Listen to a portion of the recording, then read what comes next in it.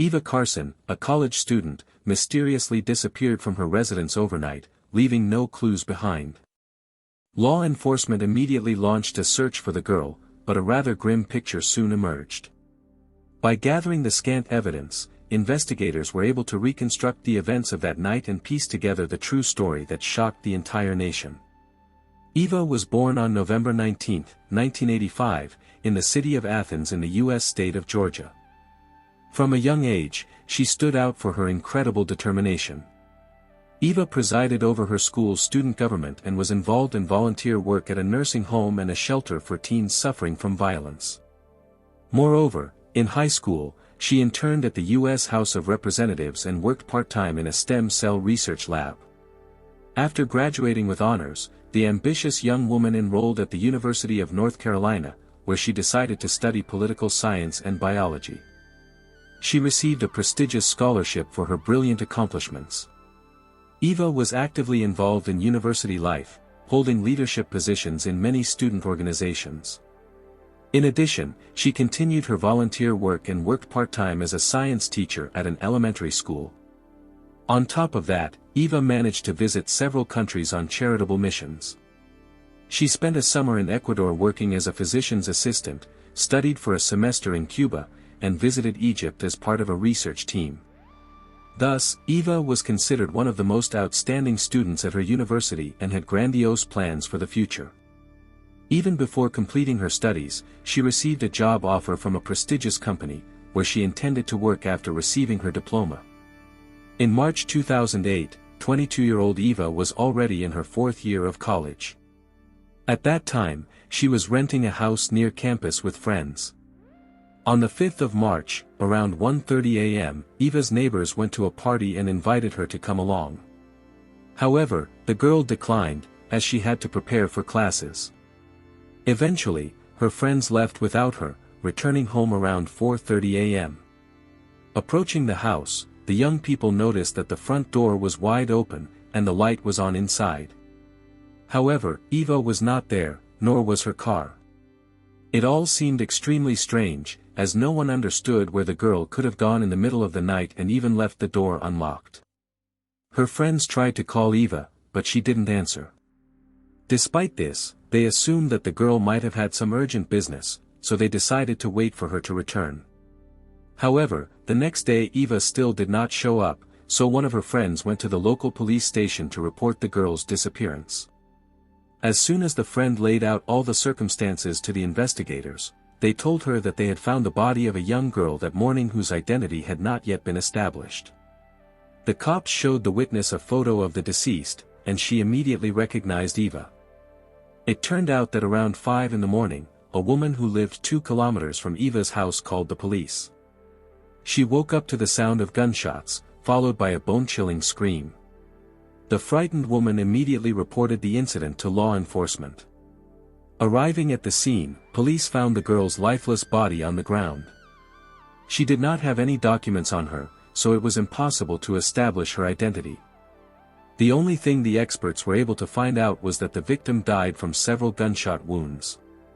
After Eva's friend identified the body, detectives interviewed the deceased's neighbors and were able to reconstruct an approximate timeline of events. At midnight, the girl was at home preparing for classes, and by 5 in the morning, she was shot dead 2 kilometers from her residence.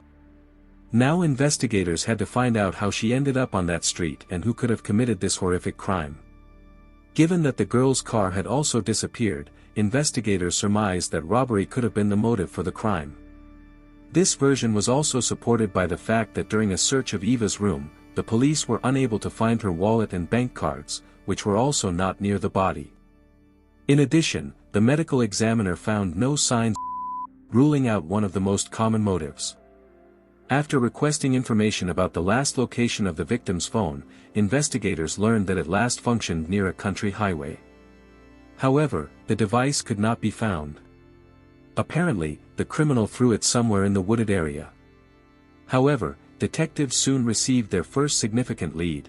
They were informed about an abandoned car that matched the description of Eva's vehicle. It was parked just a few kilometers from the girl's house. Investigators handed the vehicle over to forensic experts to search for fingerprints and DNA traces. At the same time, they found out something else. Experts examined the victim's computer, which she used to prepare for classes, and determined that Eva had used it until 3:30 a.m.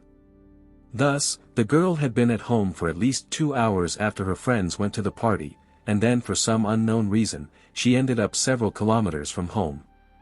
At that point, the news of Eva's murder had spread throughout the city, and students at her college were shocked by the tragedy. Many knew the girl through her active participation in student life, and no one could believe that she was no longer among the living. Moreover, people began to worry about their own safety, and the fact that the police had no evidence only intensified this fear. Investigators received hundreds of calls with possible leads, students reported any suspicious observations, but none of this brought detectives any closer to unraveling the chilling mystery. However, they soon received extremely important information. Assuming that the killer could have taken possession of the victim's bank cards, investigators requested data on the movement of funds in her accounts. It turned out that just 18 minutes after Eva last used the computer, someone withdrew $700 from one of her cards in 2 transactions. After that, there were several more attempts to withdraw money, but they were unsuccessful due to exceeding the daily limit. The ATM where these transactions took place was located near a shopping center on the opposite side of town. Detectives immediately requested footage from the surveillance cameras at that ATM. The obtained footage showed that Eva's card was used by some man. He was sitting in the girl's car, and there seemed to be someone else in the back seat. Investigators speculated that it could have been Eva herself, but the image quality did not allow them to say for sure. Experts tried to process the video to get more details, but it did not yield any results.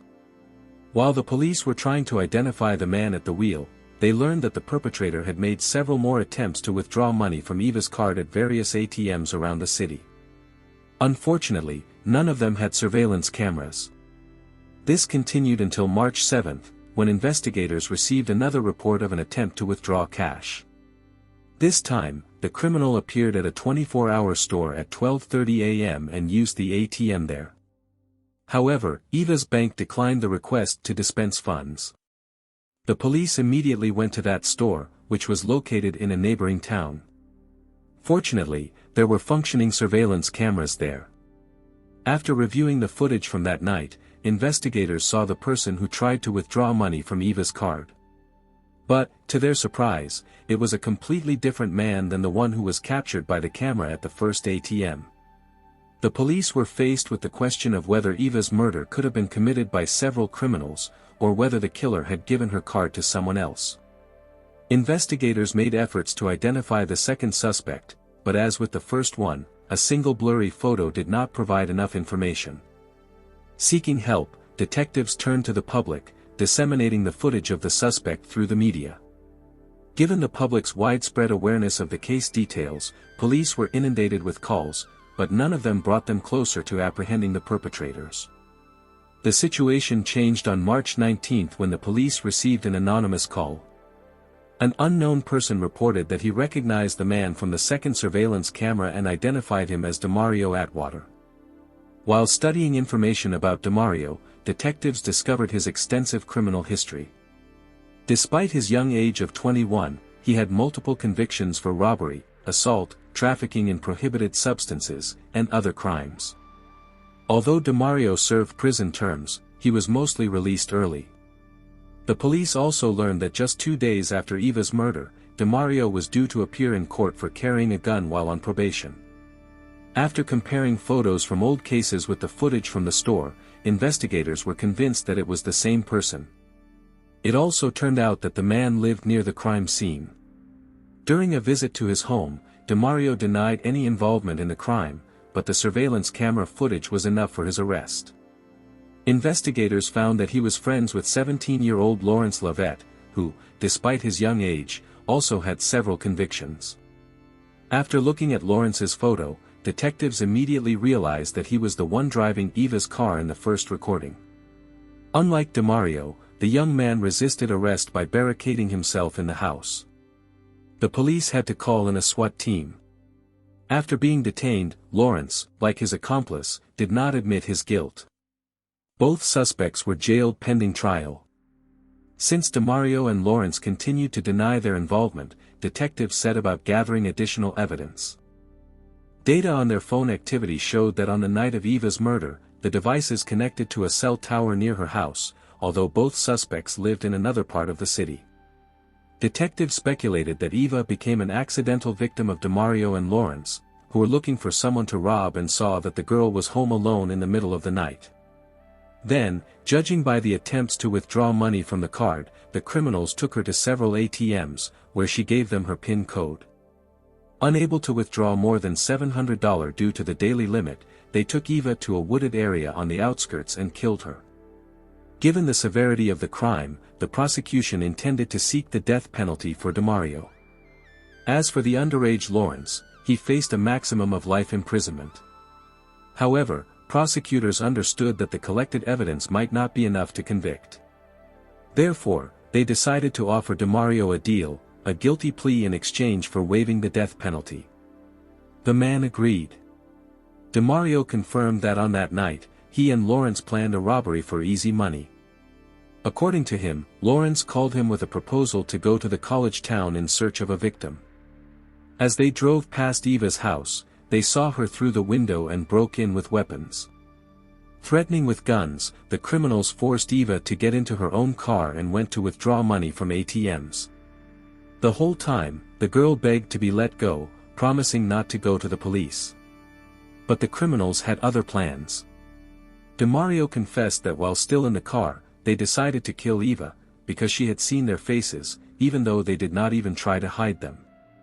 In the end, after taking her to a deserted street, the criminals shot the girl with 2 guns.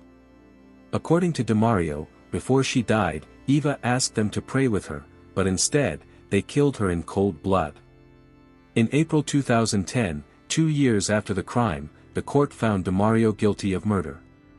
Thanks to the plea deal, the judge sentenced him to life in prison plus 30 years.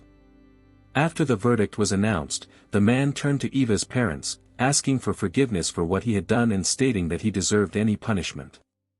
Lawrence refused to plead guilty and stood trial in December 2011.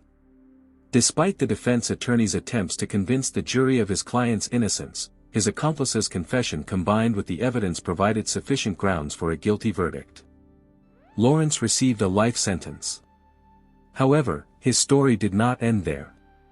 In 2013, the State Court of Appeals overturned the sentence, citing precedent that life imprisonment for juvenile offenders is too harsh and unjustified a punishment. Lawrence was granted a new trial, during which he was more talkative than before. The young man stated that all people make mistakes and that he was not the monster they considered him to be. However, he did not express remorse for what he had done. In the end, the judge again sentenced him to life in prison. It is worth noting that Lawrence was suspected of another similar crime. In January 2008, a few months before Eva's murder, an unknown person broke into the apartment of a 29-year-old student and shot him dead. After that, money was withdrawn from the victim's card at several ATMs in the city. However, detectives lacked evidence against Lawrence, so the charges against him were dropped. Eva's case not only gained wide publicity in the country but also led to changes in state law. In the summer of 2008, the authorities passed a new law that significantly increased the responsibility for crimes committed as part of organized groups. The college where Eva studied established a scholarship in her name and opened a memorial park on the campus grounds. In 2009, Eva's friend made it to the finals of the popular music show, American Idol. Performing on stage, he said that her death inspired him to apply to participate. Without Eva, he would have never achieved such success.